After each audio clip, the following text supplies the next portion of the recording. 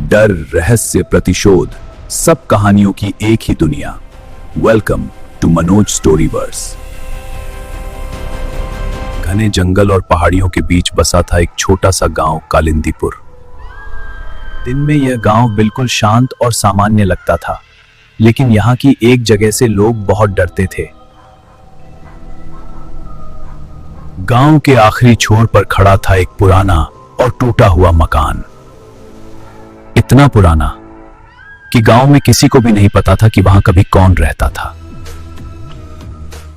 लेकिन गांव के लोग एक बात हमेशा यकीन के साथ कहते थे कि उस घर के अंदर एक श्रापित आईना छिपा हुआ है। लोग कहते थे, जो भी इस आईने में देखता है उसे अपने भविष्य की एक डरावनी झलक दिखाई देती है। और कुछ ही दिनों के अंदर वह डरावनी घटना सच हो जाती है। इसी वजह से कई सालों से गांव का कोई भी इंसान उस घर के पास नहीं जाता था। उस गांव में दो लड़के रहते थे, समीर और संतोष, और दोनों बहुत ही अच्छे दोस्त थे। चलो उस पुराने हवेली के अंदर जाकर देखते हैं असली रहस्य क्या है। क्या तू पागल हो गया है? वहां जाना मतलब अपनी मौत को बुलाना है। मैं तो नहीं जा रहा। अगर तुझे मरना है तो तू जा। अरे चलना भाई, कुछ नहीं होगा, मैं तो हूं ना। हाँ, तू है, वही तो सबसे बड़ा डर है। तू तो मानने वालों में से नहीं है। ठीक है, चल, जो होगा देखा जाएगा। अगली रात चारों तरफ गहरा अंधेरा छाया हुआ था। हाथ में टॉर्च लिए दोनों उस पुराने घर के सामने पहुंच चुके थे। दोनों ने धीरे से गेट खोला और अंदर चले गए। दरवाजे के पास पहुंचकर उन्होंने देखा कि दरवाजा पहले से ही थोड़ा सा खुला हुआ था। समीर ने धीरे से दरवाजा खोला और अंदर सिर्फ अंधेरा ही अंधेरा था। जैसे ही वे अंदर दाखिल हुए, पीछे का दरवाजा अपने आप जोर से बंद हो गया। ये अपने आप बंद हो गया? कौन है वहां? दिखाओ अपने आप को। डर के बावजूद वे दोनों सीढ़ियों से ऊपर चढ़ने लगे। भाई, हमें वह कमरा ढूंढना होगा जिसमें वह शापित आईना है।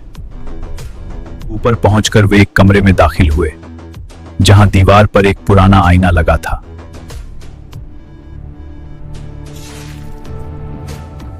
जैसे ही समीर ने हाथ से धूल साफ की, आईना अचानक अजीब तरह से चमकने लगा। समीर मजाक में बोला, देखते हैं इस आईने में भूत दिखाई देता है या नहीं। शुरुआत में सब कुछ सामान्य लग रहा था, लेकिन अचानक उसके चेहरे की मुस्कान गायब हो गई और उसकी आंखें डर से फैल गईं। संतोष घबराकर बोला, क्या हुआ? मैं अपने पीछे किसी को देख रहा हूं।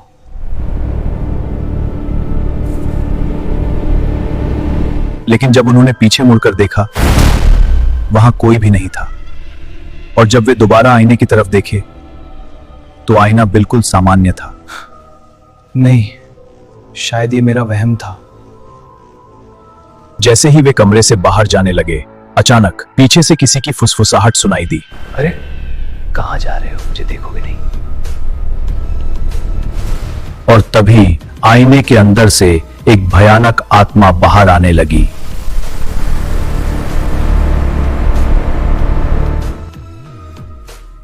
क्यों रे, मुझे ढूंढने आए थे और अब बिना देखे ही जा रहे हो? तुम कौन हो? आज से कई साल पहले इसी हवेली में मैं रहता था। मेरा पिताजी एक जमींदार था। मैं इस घर का बड़ा बेटा था, इस सारी जायदाद का हकदार। लेकिन जायदाद की लालच में मेरी सौतेली मां और मेरे छोटे भाई ने मुझे मार डाला गया और मेरी लाश इसी घर के बागीचे में दफना दी। तब से मैं इस हवेली में कैद हो गया हूं। लेकिन मैंने किसी को नहीं छोड़ा, एक एक करके सबको खत्म कर दिया।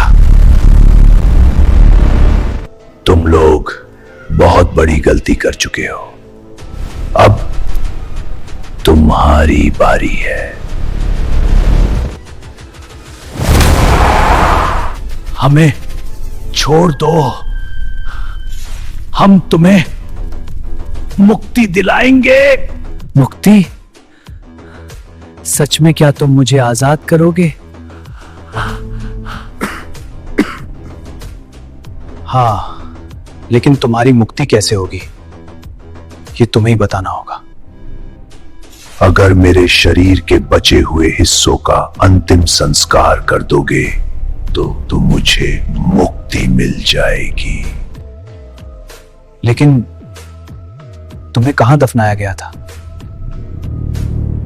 पीछे बागीचे में, एक नीम के पेड़ के नीचे। फिर वह दोनों उस नीम के पेड़ के पास गए।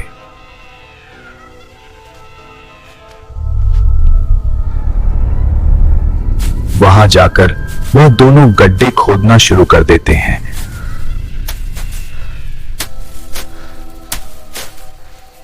जैसे जैसे गड्ढा गहरा होता गया, एक इंसान के शरीर के अवशेष दिखाई देने लगे, एक टूटा हुआ कंकाल।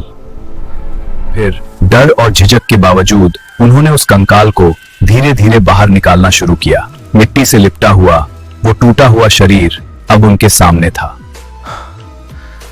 अब इसका अंतिम संस्कार करना होगा। तुम आग का इंतजाम करो, मैं लकड़ियों का इंतजाम करता हूं। फिर दोनों ने अपना अपना काम बांट लिया। समीर लकड़ियां लाने चला गया और संतोष आग का इंतजाम करने गया। कुछ देर बाद अंधेरे और सन्नाटे के बीच समीर लकड़ियां लेकर वापस आया। थोड़ी ही देर में संतोष आग लेकर वापस लौटा।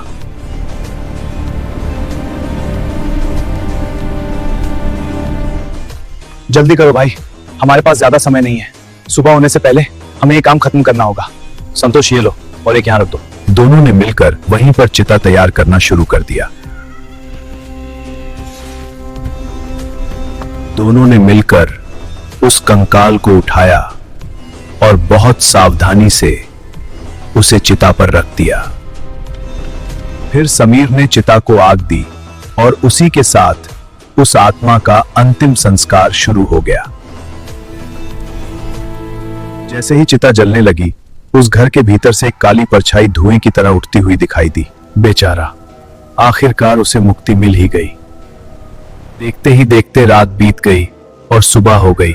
चिता की आग भी धीरे धीरे बुझ गई और दोनों वहां से चुपचाप लौट गए। अच्छा हुआ यार हमने उसे मुक्ति देने की बात कह दी, वरना आज हम ही खुद मुक्त हो जाते। अगर कहानी ने आपको छू लिया है तो अभी लाइक करो, सब्सक्राइब करो और अगर फेसबुक पर देख रहे हो तो फॉलो करना मत भूलना।